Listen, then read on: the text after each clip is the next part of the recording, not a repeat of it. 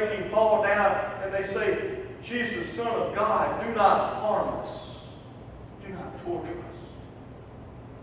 And Jesus cast out the evil spirits of that man into a herd of pigs.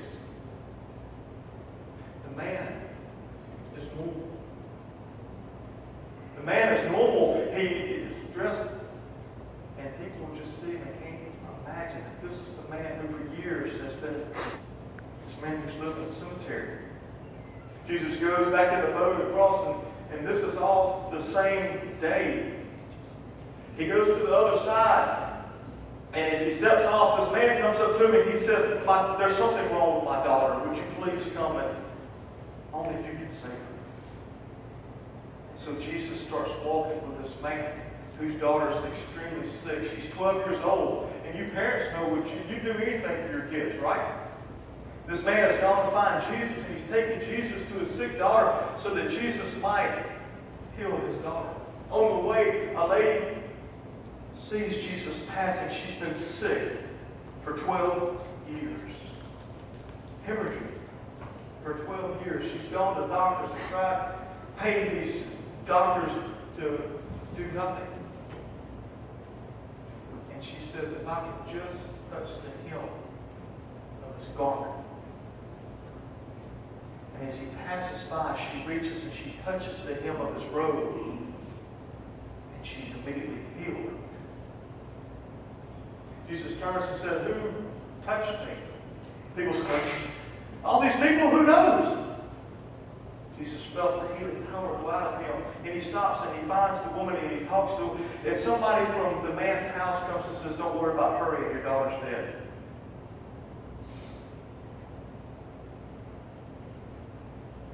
Jesus goes on to the house. The weeping and the wailing, and all the commotion's going on. And Jesus has the people to go outside the house.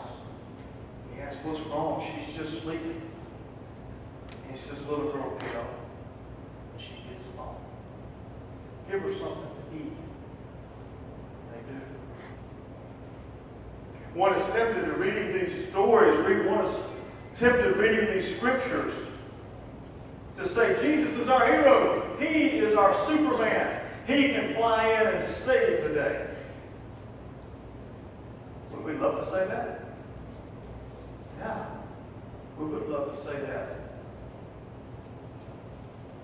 But bad things still happen in our lives, in our world. Even in Jesus' day. You read the scriptures do not tell us that Jesus healed everybody. Even when Jesus walked on the earth, there were still those who were not healed. There were still those who suffered with sickness. There were still those who suffered with leprosy. There were still those who were oppressed by the Roman government. There were still those who lived in poverty. There were still those, even in Jesus' day. Today, in our time, terrorism, fly planes into buildings. Today, in our time, tsunamis, earthquakes, tornadoes, hurricanes still bring devastation. Today, in our world, people suffer from diseases. Today, death is still a part of life. There's a part of the movie Superman where Lex Luthor looked at one of his henchmen and he says, you're not seeing the big picture. If we read these stories and think that through these stories Jesus came in order to relieve our suffering, that Jesus came in order to prevent us from suffering, to cure all of our diseases, to eliminate death, I have to say that we're not looking at the big picture. I have to say that we're not looking at the big picture because Jesus didn't come to prevent, to cure, and to eliminate. Jesus came and showed his authority. his lordship. When he stood up in the boat, he showed his lordship to the weather, to the sea. When he healed the lady with the blood, he became the ultimate healer. When Jesus raised the little girl